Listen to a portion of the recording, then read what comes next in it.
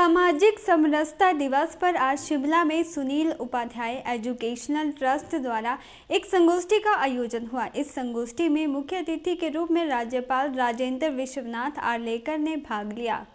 राज्यपाल ने कहा कि समरसता भारत की संस्कृति की ताकत है और इसे समाज में पुनर्स्थापित करने की जिम्मेदारी हर व्यक्ति की है।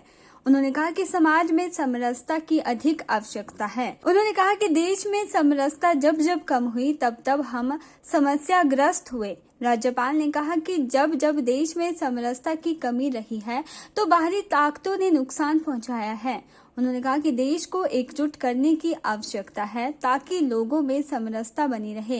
ऐसा तभी संभव है जब इस विषय को लेकर समय समय पर चर्चा हो और इसे बढ़ावा देने के प्रयास किए जाएं। आज के युवा और छात्रों के लिए इस विषय को अलग से पढ़ाया जाने की जरूरत है। स्वर्गीय सुनील उपाध्याय ट्रस्ट के द्वारा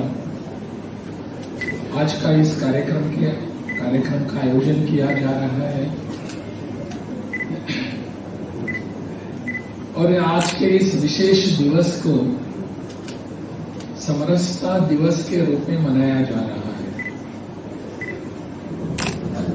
और आज का दिवस जो ऐसा विशेष है, डॉक्टर बाबा साहेब आम्बेडकर उनका महापरिनिर्वाण दिवस। पूरे विश्व के लिए पता है कि उनका जीवन क्या था, किसके लिए था, और उसी की तरह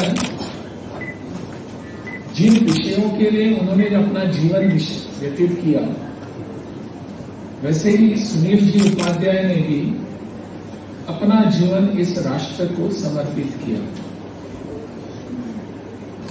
ऐसे दोनों महाअनुभवों के लिए उनको श्रद्धांजलि भी हम दे रहे हैं, उनका स्मरण भी कर रहे हैं और आज के इस दिवस को विशेष रूप से मना रहे हैं। मुझे बताया गया कि पूरे देश भर में लगभग 500 कार्यक्रम आज के दिन हो रहे हैं समरसता इस विषय को लेकर। पूरे समाज में समरसता की आवश्यकता है, जरूरत है, इस विषय को लेकर सबके सामने हम आए हैं। समरसता इस देश की संस्कृति की, इतिहास की ताकत है। समरसता जब जब यह समरसता कहां कम हो गई तब तब हम कुछ ना कुछ तकलीफों में आ गए, हमारे सामने अड़चने आ गई। जब हम एक न सके, जब हम समरस थे, तब बाहर की कोई भी ताकत हमको हाथ लगाने में सक्षम नहीं थी।